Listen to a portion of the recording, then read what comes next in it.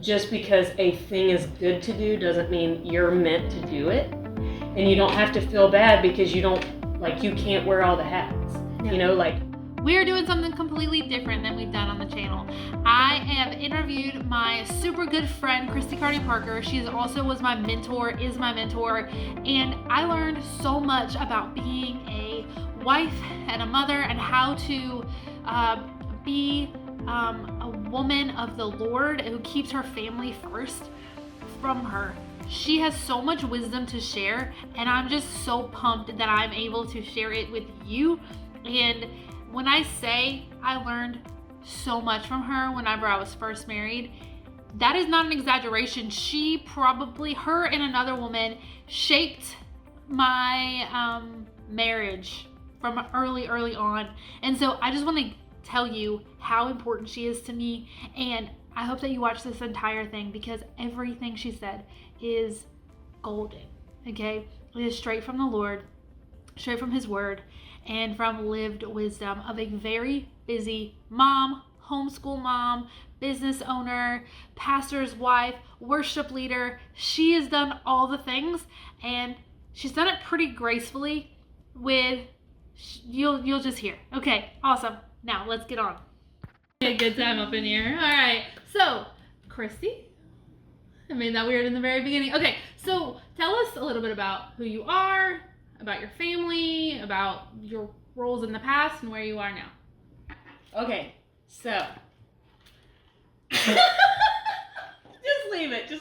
We gotta get past this. That's okay.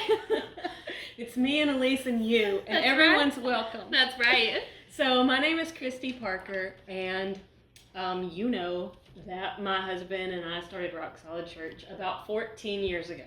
Yeah, it's just coming up. Which seems weird because if you're in your 20s, starting in church that young, but it's just something special. So I'm a pastor's wife at Rock Solid Church and the worship leader at Rock Solid Church. I'm also a property manager, and I have a job in the world and a job in the church. And a mother and a grandmother, friend, daughter, everything. You got all the roles and all the things. And before I came today, it was a rush to get out the door this morning. And so I thought, I'm going to bring stuff to work to do my hair and fix up my makeup and look really nice for this interview with Elise. But then I'm like, that would not be real life. That would just be fake. Because on any given weekday, I'm flying by the seat of my pants to get through everything I have to do. So that's where we are right now. That's awesome. I love it. That's perfect. Yeah. So on top of all of that, you and your husband, Jason, you ran a business for years. The piano business. I forgot that. Yeah, so if that wasn't enough, they also had a business that they ran together. And through the years, you guys did that, but you also worked part-time at different places and full-time at other places, and you homeschooled both of your kids the whole way, right? No. So my son, I started homeschooling in 3rd grade. Okay. And my daughter was in 8th grade. Oh, okay. I look at the things I did not know, but still, that's enough, right? Yeah. Like you did it. Yeah. Yes. So, okay. All right. So did all the things, right? So doing all of this stuff, how did you do it without losing your mind? You lose your mind a little. And I think that mostly it is going a little crazy and then realizing I gotta dial this back a little bit and I have to set some healthy boundaries. Yeah. I was reading online the other day, and somebody said that their dad told them when they were little that no can be a sentence. And when you think about it, the more you think about that, as women, we feel like we have to say no and give an explanation. Yeah. But you don't. Mm-hmm. And so one thing that I struggled with is guarding days for my family and guarding days for like mental health days. I'm not crazy usually, but you have to have those days. And so one thing that I struggled with is if someone asked for me to do something on a day that I had planned for downtime, if it was open, I felt obligated to say that I had to do it. Okay. But you don't. And it's okay for you to like make days and set times to like reset, refresh, spend time with God every day, even though it's crazy and even though I'm running from start to stop sometimes. Time with God in the morning comes first and foremost, and you never apologize for putting time with God first and putting your family second. Actually, marriage and then children. That's a whole other video. Yes, absolutely. But yeah. Okay, no, that is great. So you said that you learned how to do that. Do you remember like what that process was like, that journey? Like, how did you do that? Because there's a lot of people that I talk to that have a really hard time setting boundaries. So it's something we talk about a lot. And so like, what practical steps would you tell someone who is just like not handling it well? Well, the way that I came about setting healthy boundaries is that in the beginning I didn't have them. Okay. And I was overworked, stressed out, worried, crazy, pinging off the walls. And there's a book by Dr. Henry Cloud, you know it. I do. Called Boundaries. Yes. I started reading the beginning of that book. I'm going to say it again. Boundaries. Dr. Henry Cloud. You need it. Everyone needs it. It's a book that I read, but that I go through periodically. Yeah. And he, in the very beginning, he tells about the life of this lady. I don't know if it's a real lady or a made-up lady, but I just know that it seemed a little bit like my life. Okay. And so within the introduction of the book, I knew I needed to read it. Yes. Because it was me. It was me. And I just really started, like, I think this was the beginning of me, like, getting alone with God and setting my schedule out before him and saying, I need you to give me wisdom and direction in the things that you have given me to do and the things that you haven't. And I've also learned that just because a thing is good to do doesn't mean you're meant to do it. And you don't have to feel bad because you can't wear all the hats. Yeah. Like I will say in church ministry, there are a lot of things that women could help with, like children's and greeters and cooking food and on the worship team or like whatever you're doing. And churches need a lot of help. But that doesn't mean that you have to help or that I have to help in all the spaces. Yes. Because if it's being half done or if you're half doing anything, it takes away from your best yes.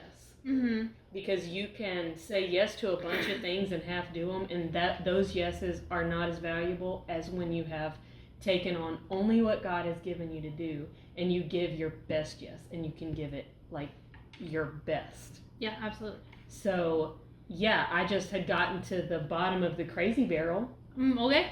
Over obligated and overwhelmed, and then I believe God led me to that book, and he slowly started teaching me how to set healthy boundaries. Yeah, no, that's wonderful. That is great. Do I slip up? Yes. Do Absolutely. I forget? Yes. Do I have to reread the book? Yes. Yeah, I've read the book a couple times too, and yes, you were the one that pointed me to it, and I tell people to read it. Yeah. So it's very good. So if you haven't read it, read it. Or audiobook it. I listen to it on audiobook it. Yeah. So I can do it while I'm driving or something.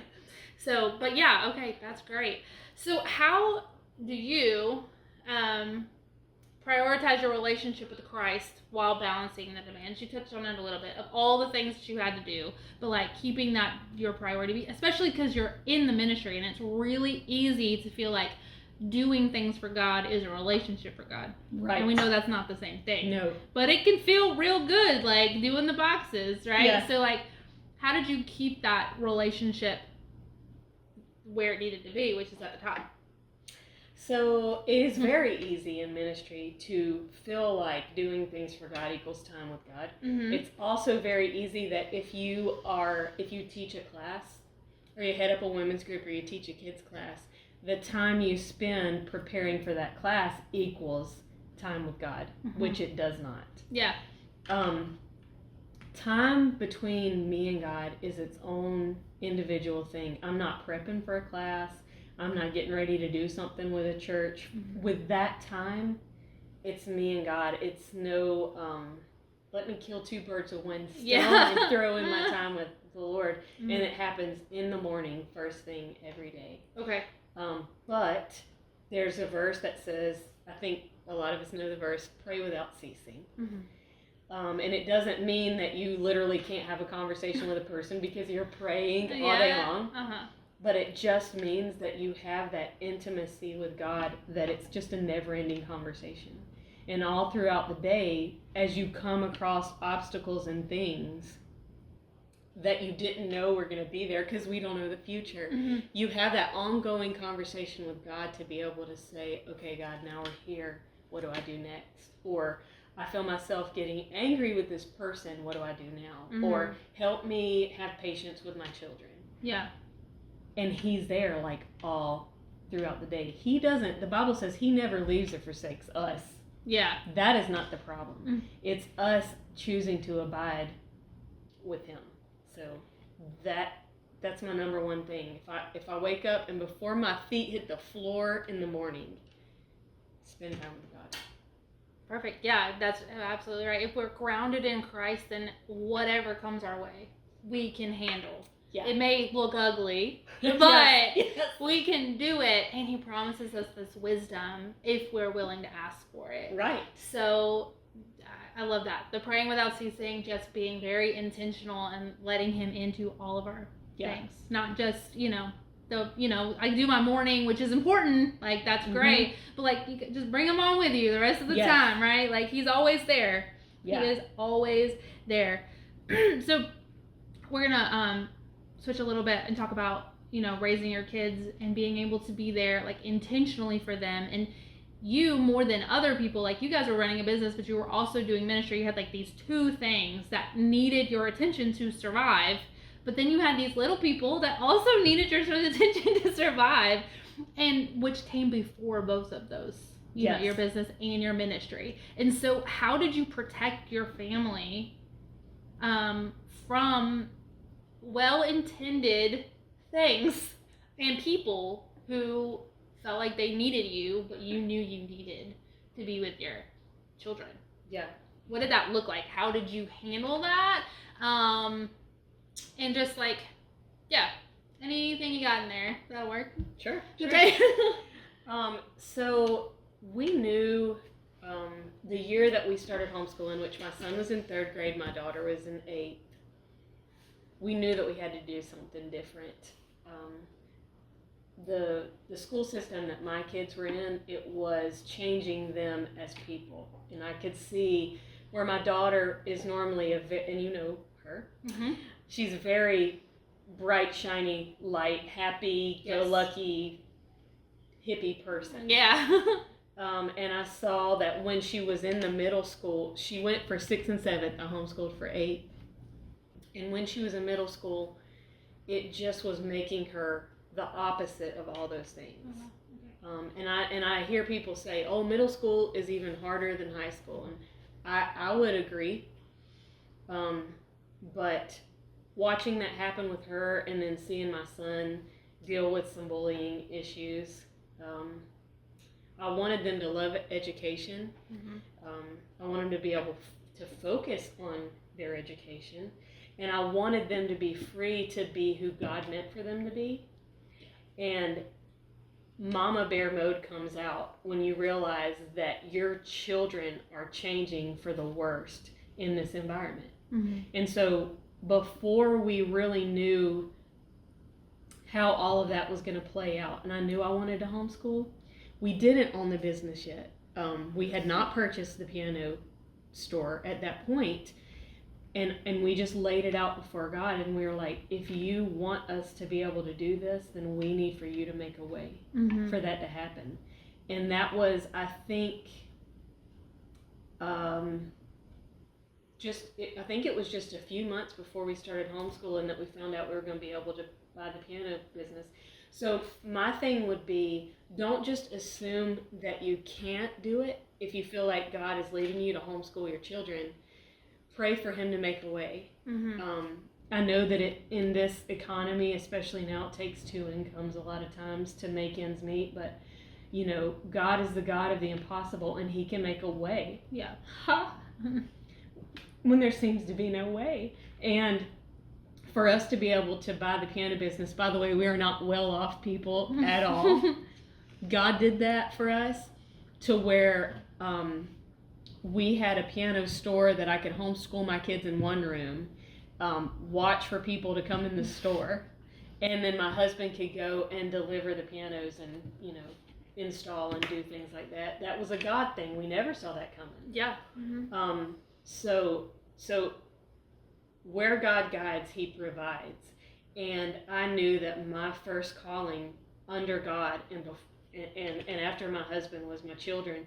And we have to protect our kids because no one else will do that. Yes. And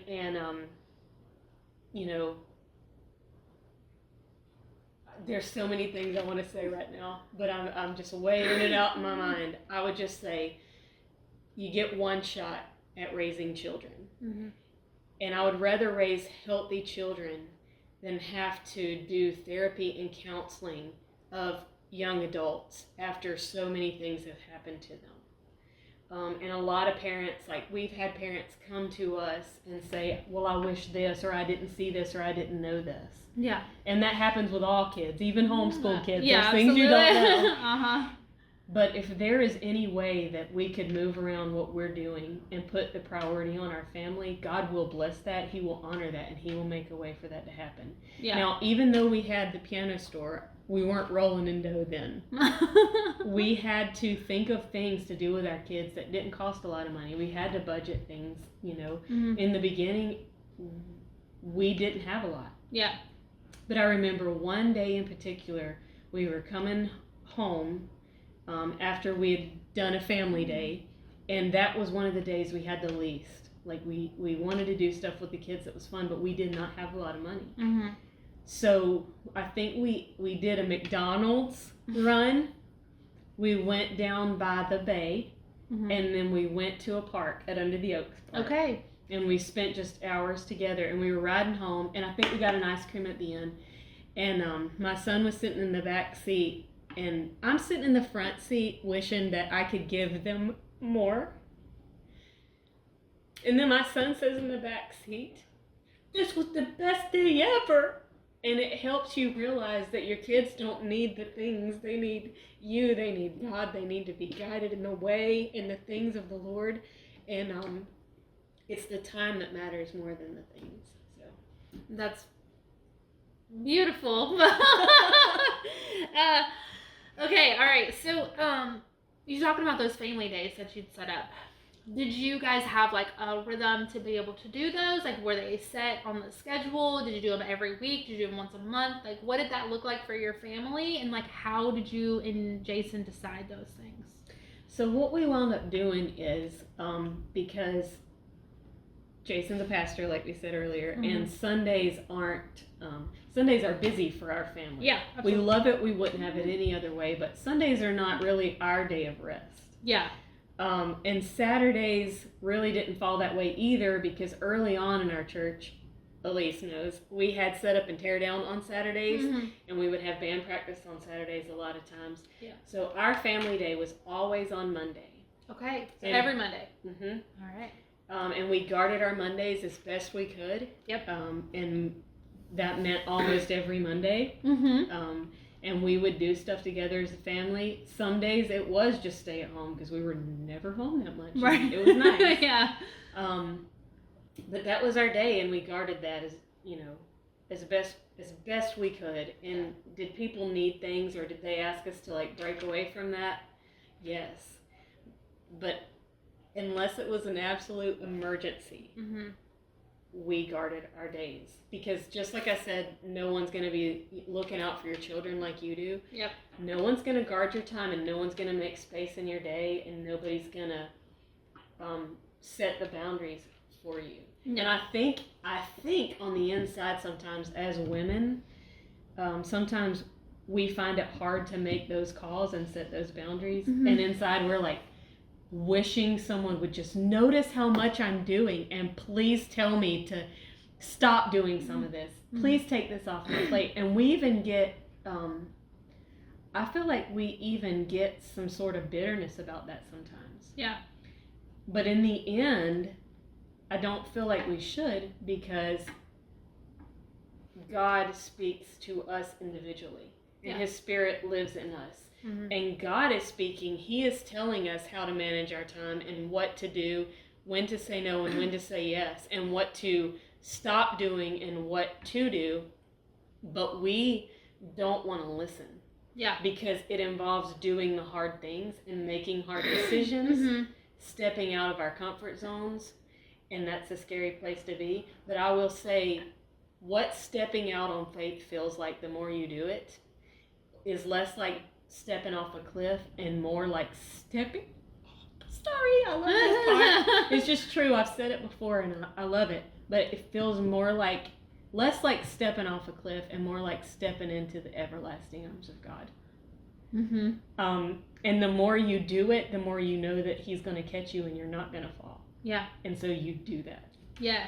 And that doing it over and over is a skill, right? So like you have to, at first you feel like you're forcing yourself over a cliff, right? Like, I'm going to do this because the Lord told me to, but as you do it, it just gets easier, like you were saying. And so like if you are discouraged or scared of something that the Lord is calling you to do it anyway, because it's going to be better than the other thing you want to do. Yeah. And next time it'll be easier. Not easy, but easier.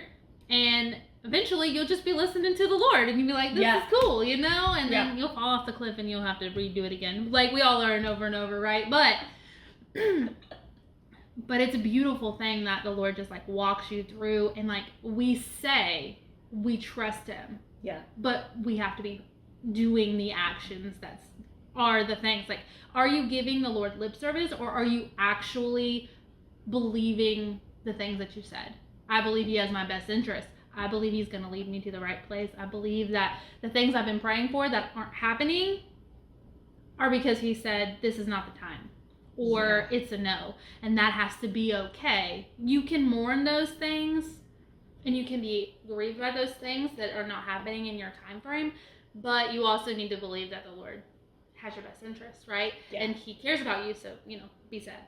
But, trust that He's going to help you through it. And I have recently experienced this, that while I've been very sad about something, knowing that He does have my best interest at heart, it helped me get through it much faster than it would have if I would have just been like living in this sadness and grief. And I did go through it, and I dealt with some things, and Lord learned some stuff about myself that no one wants to learn, right? Like, we have all that ugliness in our heart that comes out. But it only took me like 3 days instead of like weeks that it probably would have without Him. Yeah. That was just a little tangent. I would say at the very essence of who God is, He is so many things, but He is love, and He is good. So because I know that, and the way that you build up your confidence in knowing those things goes back to spending time with God every day and learning His character. But it's easier to take no's or wait or we're not going that direction right, from God when you know that He is your Father. And He loves you, and this is going to be for your good. And He is going to get glory out of it. You also know this, but we just recently came through a situation where, due to a health issue my husband had, he couldn't work in the piano business anymore. He couldn't lift heavy things. And the surgeon said, if you want to be back in 5 or 10 years right here, keep moving these heavy things. So we got out of the piano business last year, but he just recently got a new job. It was 8 months between jobs, and my husband's never been in that situation before, and he is one of those go-getter guys. He is, yes. And every time we prayed within these 8 months, God said, wait. He has he has expertise in some fields and lines of work that he could have just went and got a job and been fine, supported us and contributed to our income. But the job that God laid out especially for him, the one that he set aside that Jason did not get for 8 months, right, could not fit him any better. Mm-hmm. Goes right along with his skill set, provides time for him to be able to still do the ministry and not be overworked and things like that. And for 8 months, God's weight hurt more and more and more. It seemed like it did. But 8 months later, looking back on it, thinking, oh my word, Lord, this was your plan all along. All this good was worth the wait. So now we have another story of God's faithfulness to lend to. It feels less like falling off a cliff and more like falling into his hands. Yes, absolutely, yeah. Okay, so I'm going to shift a little bit. How did you, especially early on, like as you do it more and more, you feel less and less guilty, right? Hopefully. Yes. How did you handle like guilt or pressure when it came to managing both like your family and the church? Well, I don't know if it said this in the Boundaries book, but I did read this somewhere and it helped me a lot. Is when you're setting the boundaries for your family and for your ministry, and yes, you have to. Setting boundaries in ministry does not make you a bad pastor or a bad church leader. It makes you a better one. But when you do that, you have to realize there are going to be pushback from people who don't have healthy boundaries. Yeah. And that is not your responsibility to correct.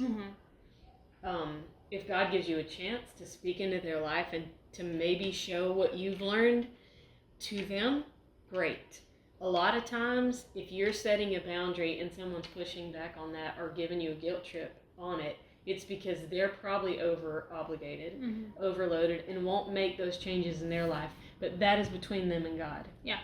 So yeah, it doesn't feel the greatest when you set a boundary and someone like throws the third degree on you. It will happen. I think that's what keeps people from making the hard decisions sometimes and just living in this cycle of just crap. Yeah. I'm just going to say. Overwhelm and guilt and regret and bitterness and all this bad things that you're doing that you don't even want to be doing. But no one, you're not responsible to God for any of them. Truth.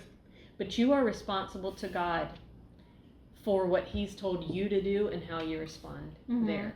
Yes. And first and foremost, time with God, my marriage and my children, that has to come first. Yes. And my advice would be find a buddy who's working on boundaries. Right. With you. Yeah. So that when someone's giving you pushback or giving you the guilt trip for doing whatever, you can call up that buddy and be like, this was the situation, this is the boundary I set, and they're upset. But then your friend can be like, girl, that's not on you. That's right. You did what you had to do. You are following God. Go. Do it, yes. Yeah. Yeah, So. no, that's great advice. Find a friend. Which leads me into my next question, which is about being in community. So what would you say, like, the importance of community and leaning on others has impacted your, like, as a homeschool mom, as a business owner, as a pastor's wife, not just a pastor's wife, you guys built a church, like, you didn't just get, you didn't, not to say anything bad about people that just go to a church that, is already established, but, like, it wasn't established. No. Like, what No. is it? Yeah, a plant, that's what they call it, a church plant. Church plant. Yes. So, like, how did community put a role, or how was community important in that? So, like, you have your family, of course, but then you have the larger group of people that... Well, first of all, none of us were created not to live in community. And God didn't even want Adam to be alone, so he made Eve. Yeah. And then, thousands of years past that, he instituted the church. And he said, don't forsake assembling together. You need it. Yes. So number one, God made us to need each other. So if you're trying to be an island and you're depressed, it's because you're trying to be an island. Yes. I know that's deep, but from the very beginning, starting the church, you cannot start a church, grow a church, minister in a church, and do all the things. Mm-hmm. It will tank. People will argue, fights will happen, people will go crazy. And you can't manage expectations that way. Yeah. From the very beginning, when God called us to start Rock Solid Church, we started building a team day one. We had our friends Dan and Marie Albin come along. We had Jason and Paula Helms come along. And just as people added to the church, it was like, okay, what gifts do you have? What are you really good at? What are your talents? What can you do? And then, okay, how can we put you doing that for God? Yeah. Because the way a church grows is through growing community and through always having places where people can serve. Yeah. And so, I mean, that relates over to, when we had our piano store, we made friends with other people who owned piano stores so that we could see like what they were doing and what we were doing and bounce ideas off each other. Community in business and community in church and community in homeschooling, because there will be frustrating days. And you will want to talk to someone who's done that and who's been there. Community is the healthiest place to be, but pick a healthy community. Yeah, definitely. Because there are toxic communities, and that's all I'm going to say about that. But God will lead you. Yes. Do you have any like practical wisdom how to avoid a toxic relationship, or if you feel willing to share about that? No. Okay. I don't know how to avoid it, because too many times you don't know until you're in it. Gotcha. Because you don't know the person or the group. That's true. How would you get out of it? Yeah. There you go. Let's go with that. So once you're in a toxic friendship or a toxic friend group or a toxic community and you realize it, you have to get before God and say, Lord, help me to see clearly. Yeah. Because if somebody is a taker and you're a giver, you'll always be able to rationalize their behavior if you want to. Because normal people do. And people that are takers continue to take. Or narcissistic behavior or gaslighting behavior or anything like that. Yeah.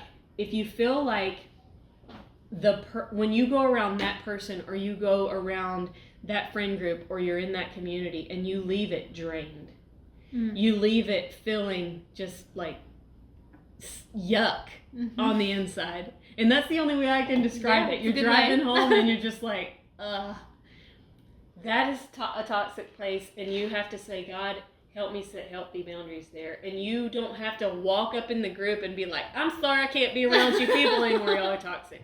But there is a way that you can just back out of plans or put space between the plans. And another thing is people that constantly demand your time on your phone. Like they're texting all the time, or they're calling all the time, or messaging all the time. Well, no human that is healthy can manage that much, especially if you have a family. So I tell, Jay and I have this conversation a lot. It's kind of like you help show people your boundaries by how quickly you respond to the overload of messages. Yeah.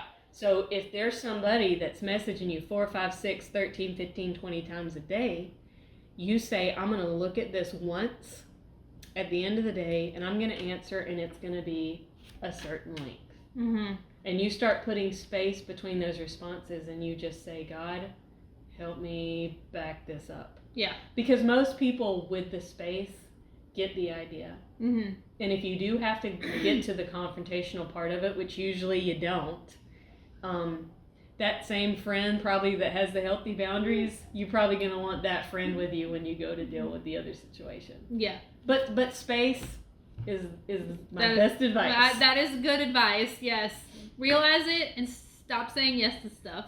And people cannot demand your time. No. You can get home, you can put your phone in airplane mode, and you can put it down for the night. And that's your right. That is, yes. Just like when you were talking about earlier, no is a full sentence. Yes. No, I feel like we live in a time where everyone thinks that they can get to anyone at any point. And that's not the case. It doesn't have to be the case. Right. Like, just because you have called me or texted me doesn't mean I have to respond at this moment. Right. And I think that is something that is difficult for people to understand. People on the other side expecting you to respond, and just people in general, they're like, well, I always respond. I'm like, good for you. Yeah. I don't have to. And I will get back to you, and no, I'm not mad at you, but I'm doing something else. Yes. And so, like, I don't know. That feels like everybody jumps to, you're mad at me. I'm like, no one's mad. No, but I think it's a hard thing, and I have actually never said this on camera before, but if it's a person in ministry, you have to think about the access that how many people have my number. And even the people that don't have my number can message me on Messenger. Mm-hmm. And reach out that way. And if the person that's messaging me wanting my answer right away doesn't have people that have a lot of access to them, they don't understand why I didn't answer that quick. That makes sense. Yes. But in the role of like pastor's wife and worship leader, and with our church growing, which is an amazing thing too, a lot of people have a way to contact me, but I'm just one person to be able to return that. Yep. And I still have all of the things in my life to take care of in a day as well. Yes. So patience is very much appreciated. Right, yeah. That totally makes sense. And it's like, even people who are in businesses, right? Like, everyone's trying to contact them all the time. And I have this business coach, and he talks about, like, you don't have to put boundaries on the value that you give, but you do have to put boundaries on the time that you give. Yes. And I was like, that is great advice, you know? So I really love that. I'll say this too, business-wise. It's very easy when you own your own business to not have a quitting time. Yes. Because our store closed at 5. But if someone thought, hey, I want to buy my wife a piano for her birthday and it's 7:30 at night, they're going to go ahead and contact us for that. And so we had to learn, okay, we left work at 5. Yeah. And anything that happens after that, we get to the next day. Absolutely. Yeah. And that is a good boundary, especially like you guys were a physical place, but still people could message you. Yes. But a lot of people are online, right? Yeah. Like they're doing some sort of digital worldness, right? And you can always look at your phone. You can always look at your emails and your messages and your whatnot. And that will ruin your life. Yes. Like, if you let it take over, it will. Yeah. If you don't put in boundaries and you don't know your priorities and put boundaries around those priorities, your life will be full of stuff that you never intended it to be full of. It's true. It's true. Your life will be full of something. So we have to make sure it's full of the things that God has given us. And that time is just as important as money. And we are called to steward it. Yeah. So maybe you don't have a ton of money, but you can spend intentional time with your children. You can spend intentional time with your business clients, right? But like, you get to decide that. You have to say, if you're in any job that people have access to you after you have left, you have to set a cutoff time for responding. Mm-hmm. And otherwise, inadvertently, your job will take precedence over your husband and your children and God and everything. Yep. If you are somebody who has that kind of business and they have access to you by just your phone, mm-hmm. and every time your phone dings with a notification of something like that, you're checking that, you're picking that over your family. And I know that might sound mean. I don't mean for it to be, but things like that, that's things I have to put in perspective to see it mm-hmm. in a way that jolts me to do something different. Yes. So. No, I totally agree. Because if we're focused on something, that ding will take us away. And even if we're just away for a second, our mind is not back. Right. And it's so hard to get back to where you are. Yeah. And I mean, I have a little person, right? Your children are adults now, but which is crazy. Crazy talk, right? But they are. But like I'm just noticing he's only 2 and he's only gonna be 2 for a year, right? Like and so and everything he's learning, like I could be so distracted by a million other things. But instead, we're looking at worms in the yard, you know, like and those things don't seem terribly important, but they really feel important. And I have to force myself more often than I like, to be in this moment that I'm in. And it's been really beautiful. And when I do that, I like hear things I didn't know were happening around me, right? I'm like, oh, there's 2 different birds in this area, not just like a noise that's happening over there. And so I want to be intentional with him and not let anything else other than the Lord and my husband come before that relationship with him. And so it's just such an active service to our families to be willing to say no to other stuff, to put them first. I think it gets harder and harder to make the conscious effort to choose to be present in the moment, because I see it happen a lot where you're like, say me and you went out to dinner and we're trying to like hang out and be buddies, and your phone dings and you're constantly checking it. Or like I'm in a meeting for work and I know I have a person that just their phone dings and they check it. Or like, you know, you're hanging out with your family, you're hanging out with friends, you're in a meeting, you're sometimes in church. Not me. You're busy. I have learned my phone goes off and it gets put away in church. But we are just so like, we don't even, it's mindless. It is. We have to consciously make a choice to like take back our time, to live in the present, and to put our phones in the place they should be. And I mean in the pecking order of your life. Yes, absolutely. And when your phone dings and you check it, dings and you check it, dings and you check it, in church, in a meeting, with your family, whatever, you're saying, whatever's on here is first in my life. And that is scary. It is scary. And it's so easy to do because, like you said, it's mindless. I was just talking to some people today about it, how, like, if you're in a conversation and then something happens and that person has to leave, they might be gone for, like, 15 seconds. But for some reason, you have now picked this up and looked at it. Yes. And I have to make the conscious decision. It's okay if I'm not being entertained every second of every day. Yeah. It's good for your brain to have white space.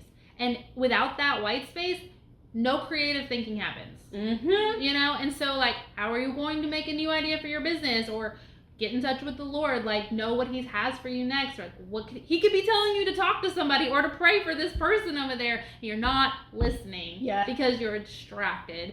Maybe not you, me. Like, those are lessons that I've learned. Yes. She's preaching to the choir.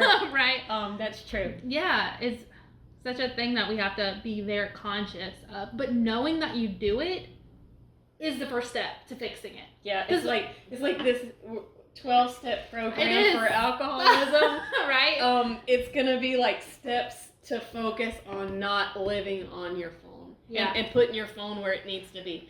I said this, but I'm kind of weird and old-fashioned. Yeah. But like, if cell phones broke tomorrow, I would still live my life like regular. Mind you, I couldn't get anywhere because I need my GPS to take me places. So no, you just use maps. I don't know how to do that. Do you know MapQuest? Yes. Do you remember when you had to print out the... Yes, I do. Yes, I do. But I don't know where anything is any of the time. So I will just be lost all the time. But that's okay. That's okay. It's an adventure. It is an adventure. I like an adventure. Just need to bring snacks with me everywhere I go in case I get lost. Find a payphone. Yeah, wasn't that a nice time in history? It was something. It was wonderful. If I leave my phone at home now, most people panic and they're like, what am I going to do? I'm going to turn around and go get it. Oh, yeah. I feel like I'm being sneaky because I just keep on driving where I'm going and I'm like, hey. You were so funny. Yes. No. I don't know if I would turn around and get it, but I do feel like I'd have to tell somebody when I get there to tell my husband that I'm not at home. Call them. Yeah. Okay, let's see what else I got over Okay. here. All right, okay. Let's see.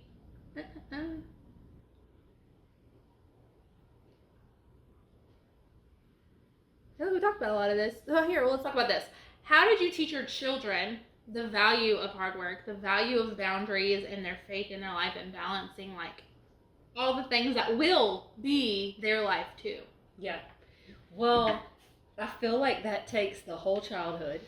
Okay. And you really see the fruits of it when they're adults, Mhm. because up until they are adults, you're still directing Yeah. them. And so it's just on an age appropriate level, teaching all of those things over and over again. Okay. And my husband and I never really shielded our kids from our schedule Okay. and why we did what we did.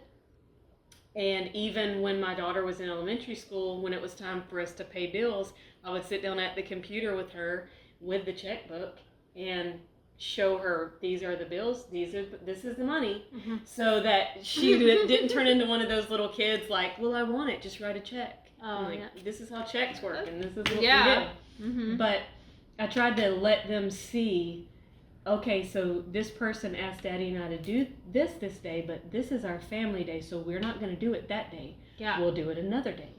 And we had a schedule on there, just like my friend's fridge over here. She has a dry erase board with a calendar on it, and we would put what we had to do on the calendar so that at a glance we could look at it and know if we could do something else. Mm-hmm. And my kids were very, like, we had structure with them. Yeah. They were in bed by a certain time, they were up by a certain time. When they were little, there were naps. Yeah. Because a lot of times it's not a toddler's terrible twos. A lot of times it's just the parents won't regulate the children Mhm. by giving them structure. Yes. Because if a 2-year-old has no nap, they will have a meltdown, and it's not their fault at that age. Right, yeah. Really, you know. No. Yes. So you just have to be structured and open with them. Really, nothing was off limits. Yeah. Just We age talked appropriate. about. Yeah. So what I'm hearing and what it sounds like is like you let them be in your life. Like there wasn't Yeah. like these are adult things, these are kid things. Obviously age appropriate, like you said, but you were teaching them life skills from very young. So Yeah. it wasn't weird for them to learn those things as they got older. And they also saw you guys say no to stuff. And that I think is a huge deal. Like if you don't want your kids to be crazy busy the way that you are, you got to stop. Because they're going to do exactly what you did. What you do, not what you say. Yeah. What you do. And so they'll fill their entire life up just like you did. And you'll be like, what happened? Like, why you didn't see what I was doing and it was bad? They're like, yeah, we saw what you were doing and we did it. Like, Yeah. that's just, and so I have to remind myself of that often too. Because it's very easy for me to fill ourselves up. Like, I like to do stuff. I like to go. Yeah. We go on adventures. We do all kinds of stuff. But we have put it in our rhythm that we do nothing on Monday. Like for real, we have Bible study every other Monday night. We go to that. Yeah. But other than that, like we are home. No, we're not going anywhere. No, we can't. It's just me and Asher. Like no one has to work, you know. Yeah. And so, but it makes it start the week so pleasant. Yeah. And so we just play in our yard. We go for a run. We go for walks. We look at ducks because there's ducks near our house. We have chickens, so he plays with them. And so like we just spend a lot of time outside and hang out, and it has been a very good thing for our family because I could tell I was running a little bit ragged, and like we never had any scheduled downtime. I would just do whatever was available because I stay at home and I only work when he naps, and so we could do anything when he was awake, right? But I had to look at him and be like, this isn't good for him. It's not good for our relationship.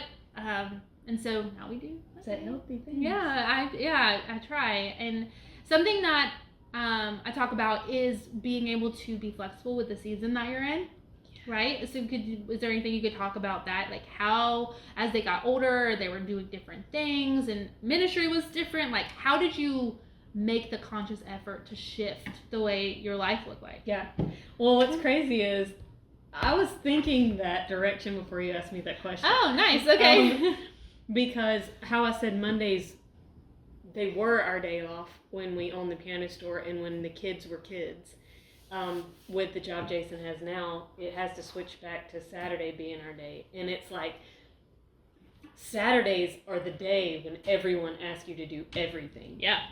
That's the day. And so I still have Mondays off from work. Jason does not. And so I have taken it upon myself to really, really help him guard his Saturdays. If I can go ahead and filter some of that, I will. Because now our kids are adults. But as the kids grew and say they got to driving age, and they're morphing into having their own life and schedule, I could see where things were going, where they were over obligating themselves. But it's just like, I have a car, freedom, I can do this, I can do that, and they want to do all the things with all their friends all the time. Yep. So for a little while, I think it's wise to let that happen so that when you give the advice, it's taken because they lived it. Yeah, that makes sense. So I would let my daughter just do a bunch of stuff and then be exhausted and moody and just want to be in a room, and then I could go in there and say, okay, Daddy and I have done this and this is why. Yeah. And you should do this and this is why. And so I taught it's okay to take a day for yourself, to do nothing, to spend time with God, to have downtime. And I feel like in our culture, as much as it's don't judge, be tolerant of everything, that is judged harshly. Oh, yeah. When you are making space in your schedule to just recoup. But everyone needs it, and some people won't do it, and the people that won't do it don't like the people that do. That's true, yes. So God help us all, really just to be more understanding. And if you don't want to set healthy boundaries, or you've chosen not to, at least be understanding of the people who are trying to.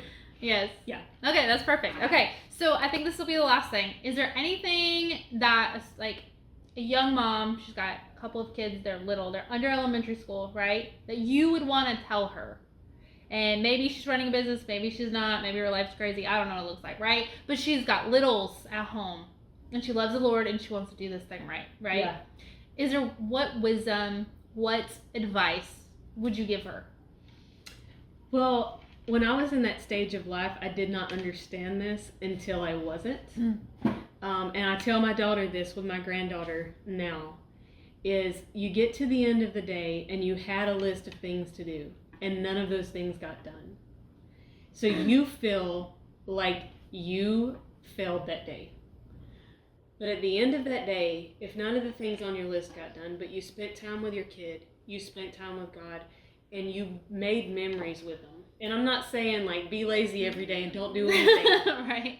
But there are days where that's just surviving and getting your kid put to bed and they're fed and you get a shower. That is a win. Yeah. You have to realize that when you have little kids, the days are long, but the years are short. And they just roll faster and faster. So don't feel guilty for choosing your kid. Don't feel guilty for taking that time. And at the end of the day, if nothing on your to-do list is done, but you have this happy little human that wants you to hold them or read them a story, and they love you and they're healthy and they're taken care of, you did accomplish what you needed in that day. And with little kids, ministry things don't happen as much as the ministry that's happening in your house. But that's the ministry we're 100% called to first. So you are accomplishing great things. You don't know the impact of that until they get older. But I can say I don't regret the choices I made, even though we lived on less, because I have 2 adult children who love God and who love other people, and they do work hard and they contribute in society. And so none of that was wasted, even though in the moment I thought it was. I thought ministry was passing me by and making an impact in this world for God was just not happening in my life, until I look back on these kids that grew up and they I heard one of them say to their friend the other day, I wouldn't change anything about my childhood. Wow. And I look back on their childhood and I'm like, I would have, because I know all the things I messed up on. Yeah. But for your kid to see that you made the sacrifice to raise them the way God said and say, I wouldn't change anything about my childhood, makes it worth it. Yeah. Hang in there. That's right. Yes. Okay. Awesome. Thank you so much. This was so great. You're welcome. Yay. Okay. All right. Well, that's it. Well, that's how we end things. Bye. Bye.